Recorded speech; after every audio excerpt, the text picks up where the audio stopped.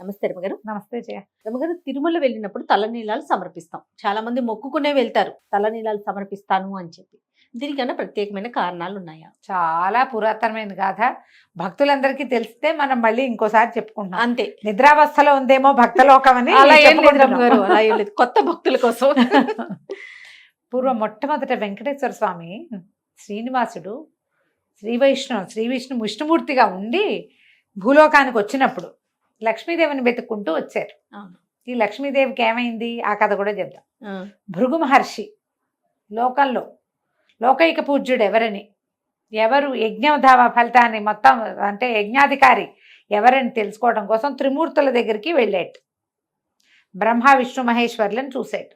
ముందు బ్రహ్మదేవుడి దగ్గరికి వెళ్ళాడు. ఆయన కన్నులు అరమూసుకుని సంగీతం వీణ వాయిస్తుంటే సరస్వతీదేవి ఆయన సంగీతంలో మునుగున్నాడు. ఇవన్నీ పట్టించుకోవాలి. నీకు అసలు పూజార్హత లేదు, భూలోకంలో నీకు గుడే ఉండదని శపించేట్టు ఈయన.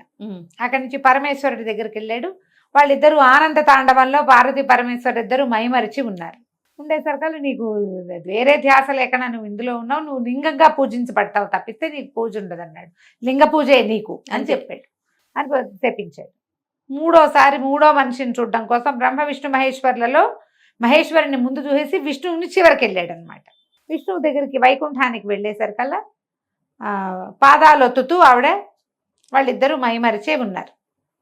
వీళ్ళు పిలిచారు కానీ కబుర్లు చెప్పుకుంటూ ఆయన చూడలేదు. ఆయన్ని చూడకపోతే 4-5 పిలుపులు పిలిచి కోపం పట్టలేక తల కింద చేయి పెట్టుకుని హాయిగా పాదాలు చాచుకుని పడుకుని ఉన్న పరమాత్మ గుండెల మీద తన్నాడు. ఈయన భృగు మహర్షి తన్నేసరికల్లా గభాలన విష్ణుమూర్తి లేచి ఆయన పాదాలు పట్టుకుని, అయ్యో కఠినమైన కౌస్తుభమణిని ధరిస్తాను నేను, కౌస్తుభమణి తగిలి నీకు ఎంత దెబ్బ తగిలిందో అని చెప్పి ఆయన పాదాలు ఒత్తి ఆ పాదంలో ఒక నేత్రం ఉంటుందట ఆయనకి, అహంకారం. ఆయన అహంకార నేత్రం అక్కడ ఉంది. ఆ కన్ను చిదిమాడని చెప్తారు. కానీ ఎప్పుడైతే భగవంతుడు తన పాదాలు పట్టాడో ఆయన అహంకారం దిగిపోయింది. పరమాత్మతో పాదాలు పట్టించుకున్నానని దాంతో ఆయన తగ్గిపోయి, నువ్వే లోకైక పూజ్యుడివి, యజ్ఞభర్తవి నువ్వేనని పరిపరి విధాల ప్రార్థించి నమస్కారాలు చేసి అపరాధం క్షమించమని వెళ్ళిపోయాడు భృగు మహర్షి. లక్ష్మీదేవికి కోపం వచ్చింది. ఆవిడేమందంటే, నీ వక్షస్థలం నా నివాస స్థలం, అక్కడ తన్నాడు. నువ్వు ఓపిక భరించావేమో, నేనెందుకు భరించాలి, నేనెందుకు తన్నులు తినాలి అంటే, మన బిడ్డలాంటి వాడు, మన మహర్షులు మన నుంచి జన్మించిన వాళ్ళు కుమారుడితో సమానం కాబట్టి పిల్లవాడి తంతే తల్లిదండ్రులు ఏమైనా అనుకుంటారో అనుకోకూడదన్నాడు విష్ణుమూర్తి. కానీ ఆవిడ ఒప్పుకోలే. క్షీరసాగరంలో పుట్టాను, ప్రపంచమంతా పాదాక్రాంతమై ఉంటే నాకు వాడెవరిదో పాదం నాకు తగలటం ఏమిటి, దాన్ని నువ్వు ఒప్పుకోవటం ఏమిటి? లక్ష్మీదేవిని తన్నావని మరి భస్మం చేయాలి, ఇంకేదైనా చెయ్యాలి నువ్వు. కానీ ఒప్పుకున్నావు ఎందుకు? నువ్వు ఒప్పుకున్నావు కాబట్టి ఇక నేను ఈ అవమానాన్ని సహించలేను, ఈ క్రోధం తగ్గేదాకా నేను నీతోటి ఉండనని ఆవిడ వెళ్ళిపోయింది. కొల్లాపురంలో భూలోకానికి వెళ్ళిపోయి తపస్సు చేసుకుంటాను. ఆవిడ కోసం వెతుక్కుంటూ వచ్చినటువంటి విష్ణుమూర్తి మన కలియుగ వైకుంఠం అని చెప్పబడేటువంటి 7 కొండలలో ఉండిపోయాడు. వెంకటాద్రి మీద ఉన్నాడు. ఉండి అలా ఉండగా ఉండగా ఉండగా ఏమైంది, ఆయన మీద వచ్చేసిందట. ఆయన మీదే పుట్టొచ్చిందో, పుట్టలోనే ఆయన విశ్రాంతి తీసుకున్నాడు. అయితే అప్పుడు ఆ కాలంలో రాజుగా ఉన్నటువంటి రాజుగారి ఆవుల మందలోంచి ఒక ఆవు వచ్చి రోజు పాలిచ్చి వెళ్ళేది స్వామికి. ఈ ఆవు పాలు ఎవరో తీసుకు తాగేస్తున్నారు, ఇంత పొదుగు ఉండాల్సింది ఇంతే పొదుగు పలచబడిపోతుంది, పాలు ఉండట్లేదు, ఎందుకు పాలు ఉండట్లేదు అని చూసుకుని ఆవుల్ని కాచేటువంటి గోపాలకుడు పుట్టలోనే ఎవడో దాగి ఉండి పాలు తను తాగేస్తున్నాడని అనుమానపడి ఆవుని కొట్టబోయి ఆవుని రక్షించడానికి పైకొచ్చినటువంటి పరమాత్మని కర్రబెట్టి కొట్టేశాడు.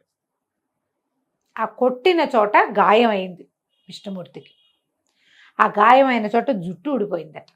ఇంత మంచి ఒత్తైన తల, జుట్టు పోయింది. పోతే అప్పుడు ఈ కొండలలో ఒకటైనటువంటి నీలాచలం ఆయన్ని తన పుత్రుడిగా భావించి తన మీద విశ్రాంతి తీసుకుంటున్నాడు కుమారుడు. ఆవిడ తన తలలోంచి కొంత భాగాన్ని తీసి ఆయనకి అలంకారంగా ఉంచింది ఆయన నెత్తి మీద. స్త్రీలకి శిరోజాలే అలంకారం, అట్లాంటిది నా కోసం నీ శిరోజాలని తీసిచ్చావు కాబట్టి నా కోసం ఎవరు శిరోజాలు ఇస్తారో అవన్నీ నీకు సమర్పించినట్టు, నీకోసం యుగాంతం దాకా శిరోజాలు స్వీకరిస్తానని చెప్పాడని మనకి కథ. ఇక్కడ ప్యాచ్ లాగా ఊడిపోయింది కదా, ఆవిడ తన తీసి ఇచ్చింది అనమాట. ఆవిడ నెత్తురు కారుతోందట ఆ జుట్టు తీసి ఇచ్చేసరికి.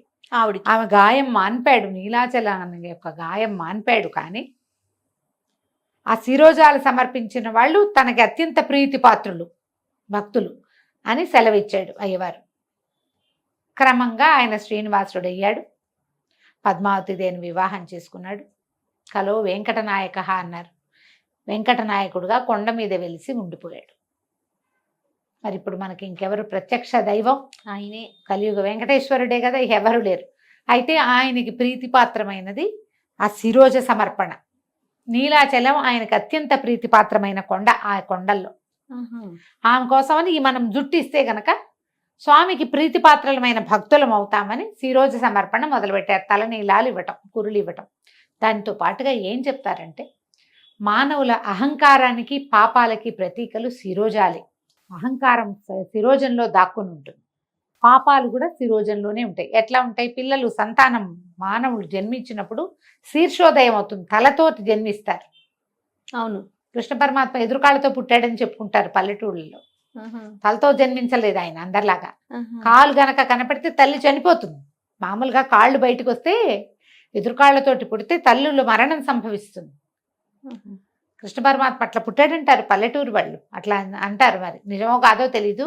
భాగవతం చదివినప్పుడు అలా కనపడలేదు, శీర్షోదయం కాలేదు అంటారు కృష్ణుడికి. అట్లా చెప్పుకుంటారు. మరి పొక్కటి పురాణం అయి ఉంటుంది.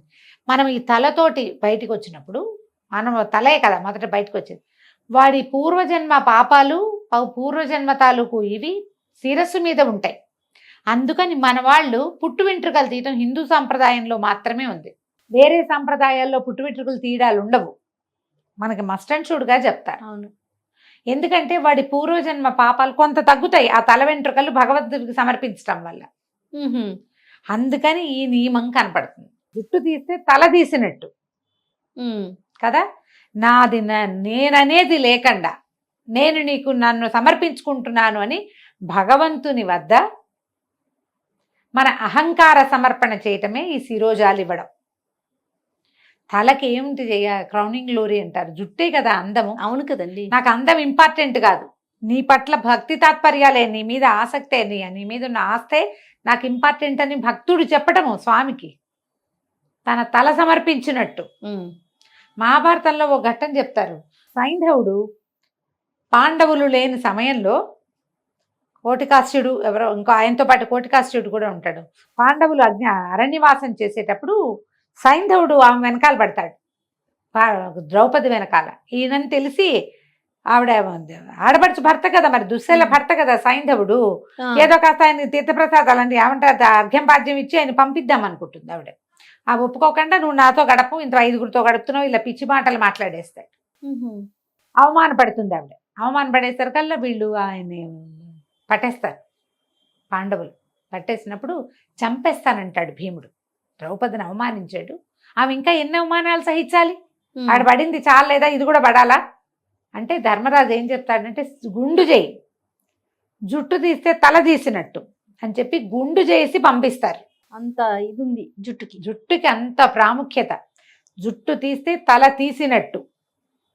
మనం భగవంతుడి దగ్గర మనం జుట్టు ఇస్తే తల ఇచ్చినట్టు, బా అంతా నువ్వే అని ఒప్పుకున్నట్టు. అందుకు ఇది మొదలు పెట్టారు.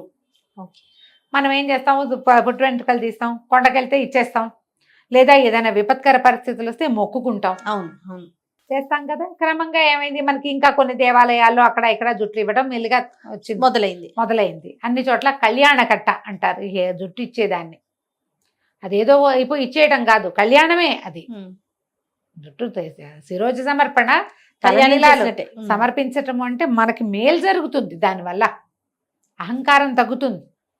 సౌందర్యం పట్ల కాకుండా భగవంతుడి పట్లే నాకు ఆసక్తి అని తెలియజేస్తున్నాం. మన శ్రద్ధని తెలియజేస్తాం, మన పాపాన్ని కొంత తగ్గించుకుంటాం. అవును, అందుకోసమని ఈ శిరోజ సమర్పణ అనే విధానం వచ్చింది. చాలా దేవాలయాల్లో ఇప్పుడు కనపడుతోంది, కానీ తిరుపతిలోనే మొట్టమొదట మొదలైంది. తిరుమల కొండ మీదే ఈ శిరోజ సమర్పణ అనేది వచ్చింది. అంతే.